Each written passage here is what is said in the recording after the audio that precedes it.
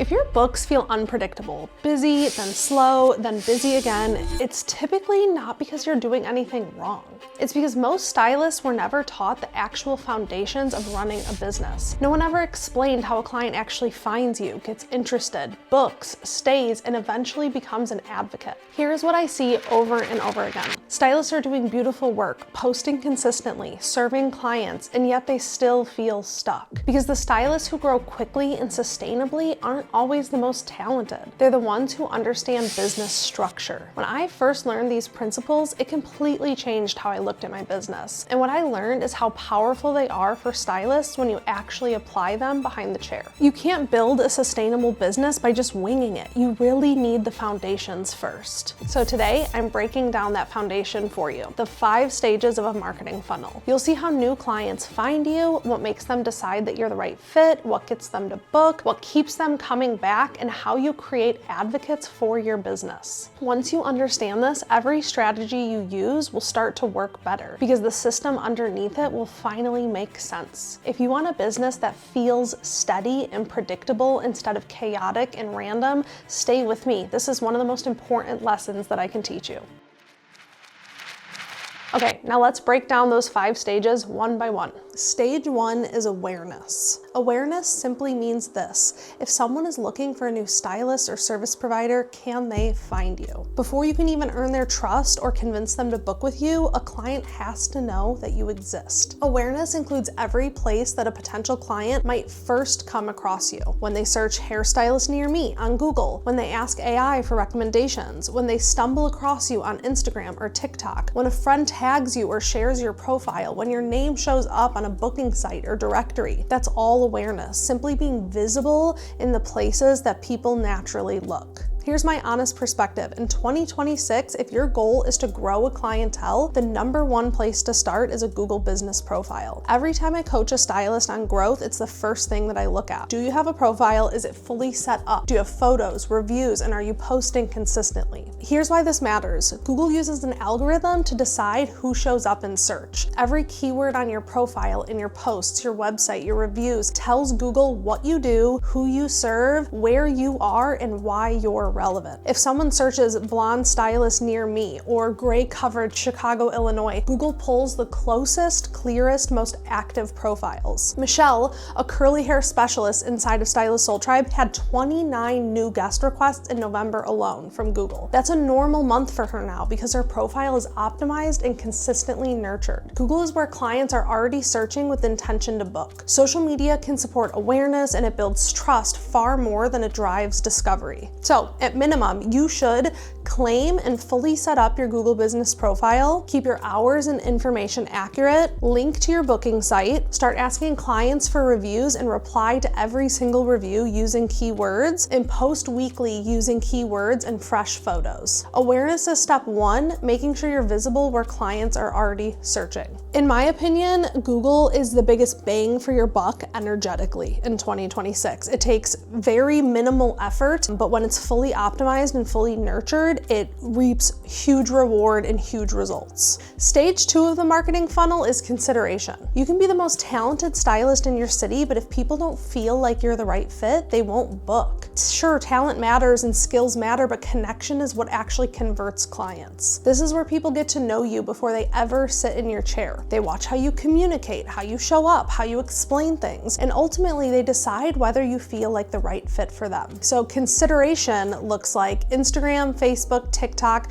the places that people quietly binge you before they book. Content that showcases your personality, your perspective, and how you think about hair or whatever services you do. Behind the scenes moments, transformations, testimonials, showing your process, not just your results. Consistent visibility so that you stay top of mind. I'm telling you, people don't book based on a single post. They book because they've watched you long enough to trust you and kind of fall in love with you. The biggest mistake that I see people make in the consideration stage is only posting finished work with zero context or personality, being inconsistent, and having no clear message about who you serve or why you're different. Here's the truth. People don't just want to see your work. They want to know if they'll like working with you. So I want you to ask yourself, does my content speak directly to my dream client? Am I showing up consistently? Is it clear who I serve and what makes me different? For years, my content was just hair photos, pretty, but forgettable. The moment that I started talking to my dream client and sharing what I believe about business and hair, everything changed. I'll never forget a client who told me during her consultation,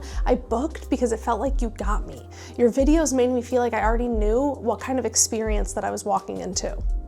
That right there is the power of consideration. People book when your presence makes them feel understood. Okay, stage 3 is conversion. If someone has to jump through hoops to book with you, they simply won't. They'll get distracted, confused, or overwhelmed, and they will move on. Conversion is where interest becomes action, and action will only happen if the path is obvious and friction-free. This is the moment when someone decides if they're going to book and whether they actually follow through. Quick little caveat I want to throw in, if you are extremely in demand or booked out, you can intentionally add friction like intake forms or deposits to filter clients, but if your books are inconsistent, your goal is to have as little friction as possible. Okay, so conversion looks like an online booking system that is simple, mobile-friendly, and intuitive, clear service descriptions that explain exactly what to book, super transparent prices so that clients have no guesses or surprises, a smooth experience in as few clicks as possible, and automated confirmations and reminders. The biggest mistake that I see in the conversion stage is making people DM you for pricing, or overly complicated service names, or having too many menu options, or not enough information for clients to confidently choose. So I want you to ask yourself, can someone book with me in under 3 minutes start to finish? Is my pricing crystal clear? Do people know exactly what services to choose? When I very first set up my online booking, I had way too many service options, descriptions that only made sense to me or other hairstylists, and pricing that wasn't fully clear. I'd constantly get DMs saying, I'm not sure what to book, can you just do this for me? They wanted to book with me, but the process created hesitation. Once I simplified everything, I streamlined my menu, I had crystal clear descriptions and super transparent pricing, my bookings became much more consistent. New guests came in with confidence. They just simply booked. When someone doesn't have to overthink the process, they're far more likely to follow through.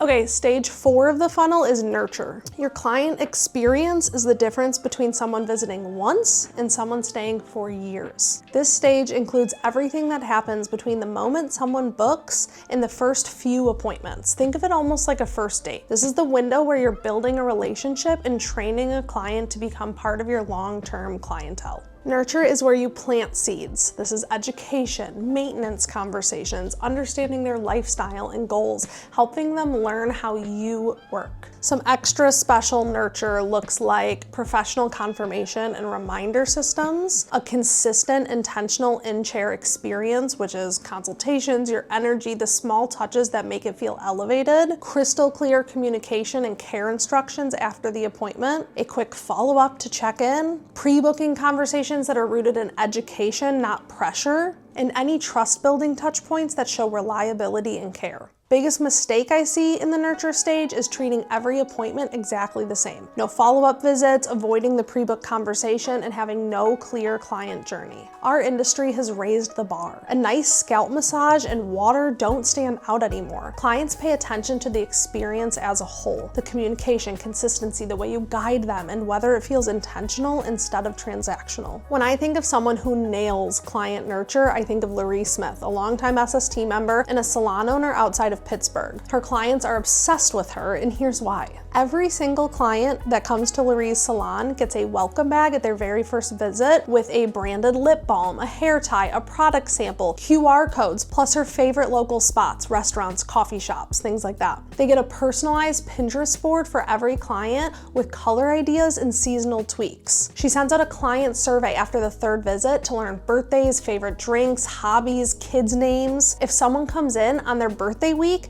she gives them a fresh flower arrangement. If they don't come in, she mails them a birthday card with a coffee gift card in it. Her and her team send out quick check-in texts a few days after one of their clients try a new color or a cut to see how they're liking it. Nurture is going the extra mile that most stylists overlook. It takes a little effort, yeah, but that's what makes you stand out. When you build real connection, clients can feel it, and that's what keeps them coming back again and again and again.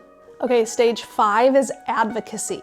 Your best marketing team is already sitting in your chair. It's the clients that you're serving today. This is what happens when happy clients naturally start talking about you. It's the point where your work, your experience, and your relationship makes such an impact that they can't help but tell their friends, tag you online, or bring them in with them. This stage is the ripple effect of everything else you did earlier in the funnel. Advocacy in your business looks like creating an experience so good that people want to talk about it, making referrals easy, like giving out simple referral cards, shareable links, or a clear "I'm accepting new guest" message. Telling clients that you have space. Most of them don't know it unless you say it. Celebrating anyone who sends someone your way. Encouraging user-generated content, photos, tags, stories, things like that. Biggest mistake I see in the advocacy stage is assuming that referrals will just happen. Never asking for them, not making it easy, or forgetting to mention that you're accepting new clients at all. So I want you to ask yourself, do my clients know that I'm accepting new guests? Have I made referring simple and comfortable? Is my experience memorable enough that clients want to talk about it? When I look back at how I built my clientele years ago, referrals were everything for me. I kept things super simple. I let clients know I was accepting new guests all the time. I made these little referral cards that they could hand out to their friends, and I thanked them deeply and rewarded them every single time that someone came in because of them. People love to be the one who put their friends on to something great. I had clients who brought in their sister, their mom, their coworker, their neighbor, and before I knew it, I had whole pockets of my town who all came to me because one person spread the word. Referrals are a sign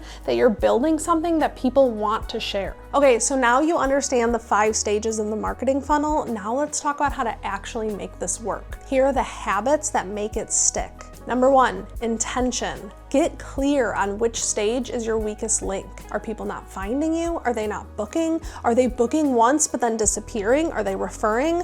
Pick just one stage to focus on and don't try to fix everything all at once. Next habit is focus. I want you to commit to strengthening one stage at a time. Give it at least 30 to 60 days before you move on to the next thing. I want you to master one stage before you add another. Next habit is accountability. Track where your clients are coming from. Measure what's working and what's not. Adjust based on data, not your emotions. Next habit is consistency. Show up even when you don't feel like it. Build systems so that it doesn't rely on motivation alone. This isn't a one-time project. This is how you're going to consistently run your business. Fifth thing is follow through. Don't just learn it, implement it. Take imperfect action instead of waiting for everything to be perfect. The biggest mistakes that I see stylists make is trying to do everything at once and getting overwhelmed. Getting distracted by shiny new strategies before finishing what you started. Not tracking their results, giving up too soon before the system has had time to compound.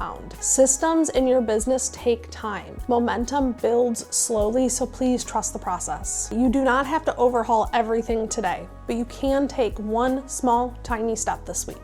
First step I would love for you to take is audit where you are.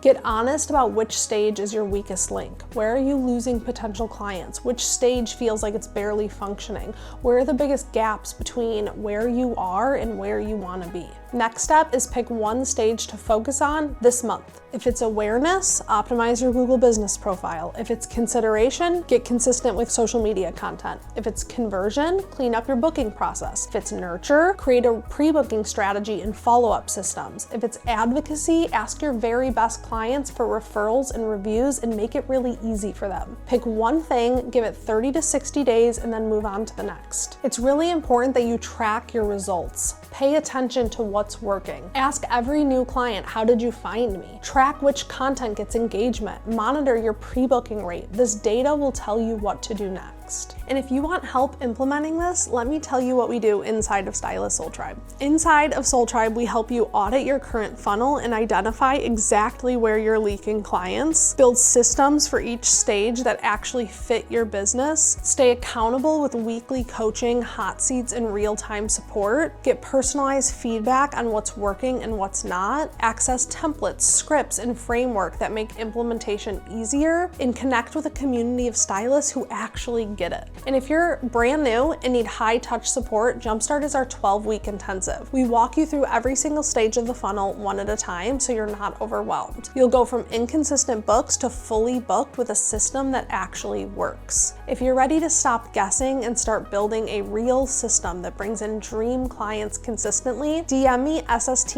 on Instagram at Lisa Huff Hair. We'll talk through where your funnel is broken, what to fix first, and how SST can help you implement it. Here's what I want you to walk away with. You don't need to be everywhere. You don't need to do all of the things, but you do need a full funnel. When all 5 stages are working together, you stop chasing clients and you start attracting them. You build a business that's predictable, sustainable, and aligned. That's what freedom actually looks like. Not just being busy, not just surviving, but building something that supports you, grows with you, and gives you the stability that you've been working so hard for. You deserve that, and it's absolutely possible. You just need the right foundation. Let's build a business together that actually works for you. Thank you so much for being here, and I'll see you in the next video.